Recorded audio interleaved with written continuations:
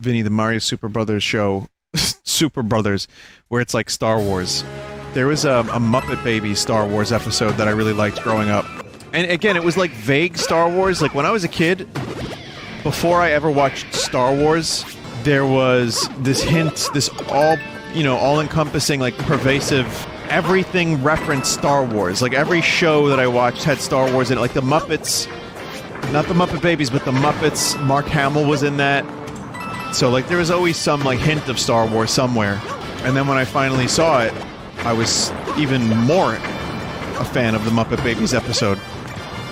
And anything that was Star Wars, it wasn't like today where you can get anything you want Star Wars at the drop of a hat. Not just the internet, but like toys and, media, whatever. Like back in my day, you had to watch the Muppet Babies at the exact right time to find the exact episode.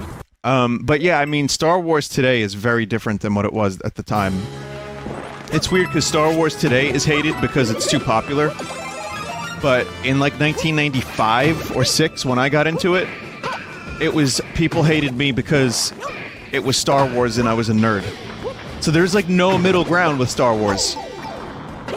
Because it wasn't as popular, it was like known, it was a culturally relevant thing and people knew about it, but it wasn't something that was on the tips of everyone's tongue. It was just that Lucas had re-released the trilogy on VHS, and I remember just thinking like, oh my god, everyone needs to see this, it's amazing. And then people were like, you're a nerd! Star Wars is stupid. You watch stupid stuff from the 70s that's nerd stuff, like that sort of thing. And now, like, you go to a convention and it's just like...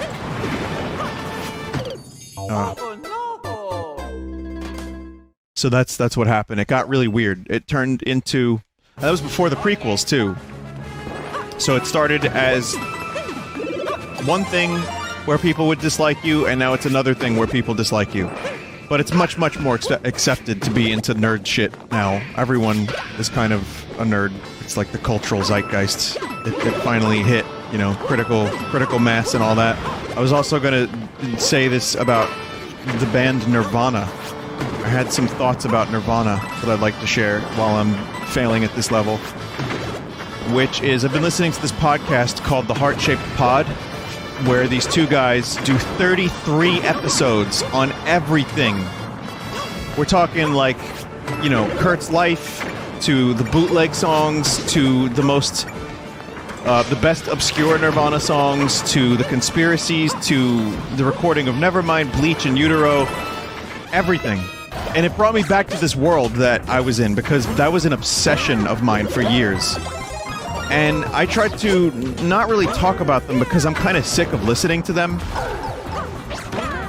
Because it's like just so elemental, it's so elementary.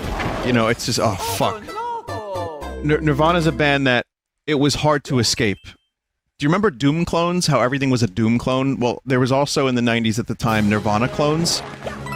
And I listened to almost nothing but Nirvana for a couple years because I just liked... I don't know why, I couldn't really tell you. I just liked their music so much. I guess I was edgy at 12? 11 and 12? I don't really understand it. My cousin explains it as... He brought over Unplugged from New York while we were in the pool for many, many weeks. And one day I just started asking him questions about Kurt Cobain. I was like, who is this guy? What does he look like? And then I just got obsessed and I got some cassette tapes from a boardwalk in Point Pleasant, New Jersey. The first tapes I ever owned were Bleach and Incesticide. So those are my first two albums. By the way, not the most accessible Nirvana albums. Two of the weirdest fucking albums ever to have your first albums that you own. Really, really, really, like, loud, fucked up concepts. Like, the lyrics were really dark. Incesticide is a really fucking strange album. But then it was just years, and I collected everything I could, and I got bootlegs. I tried to find and research everything I could. I tried to read about the band. It was an obsession. And then the conspiracy of whether or not he was murdered, all this stuff. And I couldn't help it. When I first started playing music, it was too much Nirvana. But I've come to embrace the fact that that's just... Whoa. That's just a part of my musical DNA. That's just a part of who I am as a person at this point, for better or worse. And this podcast has really made me love them again in a weird way. I still don't want to listen to them necessarily because I know all of it. I'm kind of sick of it. But I really appreciate those songs. And it's not as dark. It really is not as dark. There's a song called Do Re Mi. It was released on as an outtake. Not an outtake, as a demo. It was never finished. It was like a 1994 song. It's like Kurt Cobain's last song. And you go onto the YouTube channel, and everyone's like, it's so dark. It's so dark. And it's like, he knew he was gonna die. It's so dark. And, it's so sad, and it's so, like, bittersweet, and it's like, well, the song is kind of beautiful, and it's really, like, it's in a major key, mostly. And to me, it sounded like a new direction. Like, the dude was gonna quit the band. That band would not have lasted much longer. And to my ears, that song sounds like Kurt trying to sing. He's not screaming. He's just playing the song, and it's a really nice sounding song. It's actually probably the best post-death release that there is for Nirvana, and it's like, it's just acoustic and the recording quality's shitty. But people reframe it in the context of, oh, Kurt did this, so the song is him, like, saying goodbye. And the worst part is, and I'm sorry I'm going on a tangent here, but please allow me this for a moment. The worst part for me, and I understand the need to do this, but the video on YouTube says Do Re Mi plus lyrics. The lyrics are total gibberish. The lyrics are Kurt just making up words on the spot to find the melodies.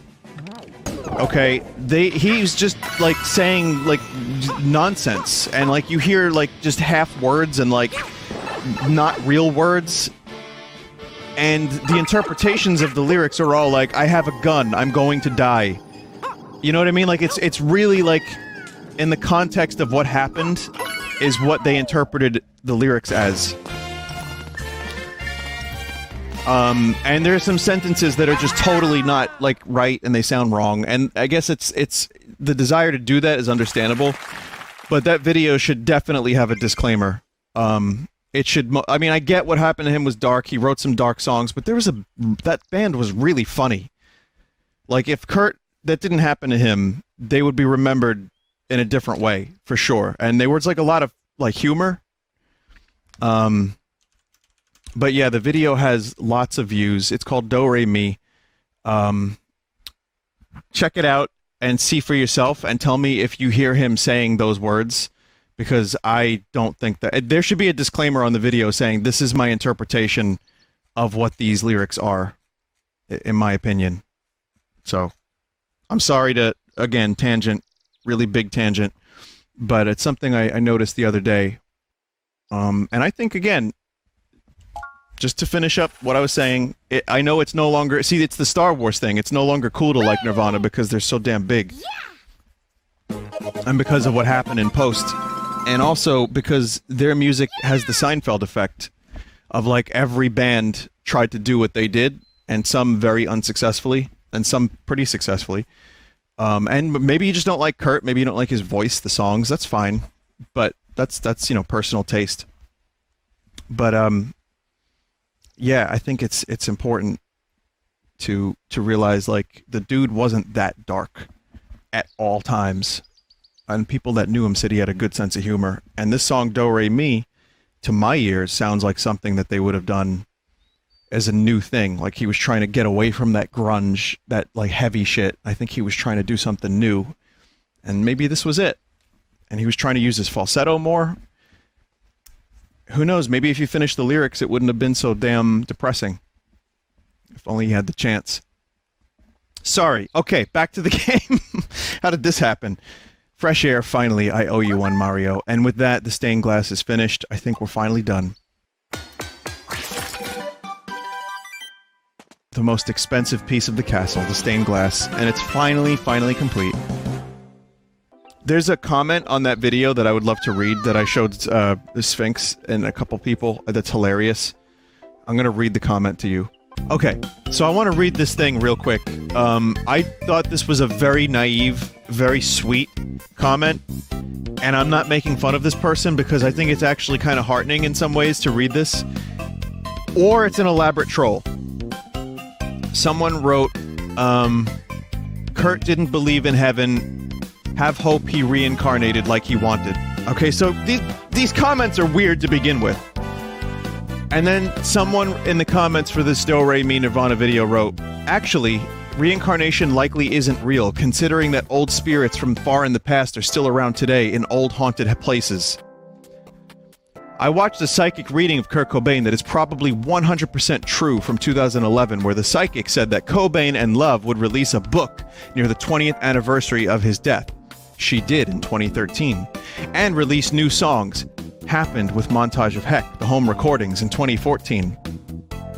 I doubt he'd want to reincarnate at this point because he's focusing on watching his daughter from the other side and being proud of her and stuff. Kurt said that he would have wanted to reincarnate before he died. He didn't know yet that the other side was better than this one, where you can see the future and see close ones continue on without you. I'd rather not Kurt reincarnate now because how would we know it's him? It's not that easy to make a successful Nirvana-like band today, so it's rather pointless because you won't be popular or own the rights to your music from the...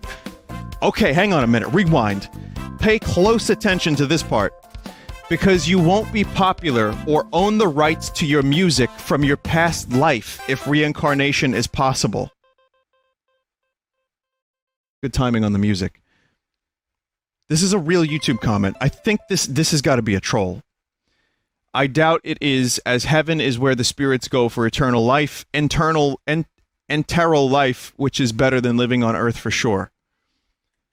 So remember, 100% true from 2011 reading that they would release new songs in a book, and you wouldn't own the rights to your music from your past life if reincarnation is possible. I read this last night, and let's just say I was a little loopy to begin with, and it was real late, and I'm like, what? So, but I couldn't, like, you know, maybe they're young and naive, and I can't really be upset. Like, maybe they're just trying their best. Or it's just YouTube comments, that's fine.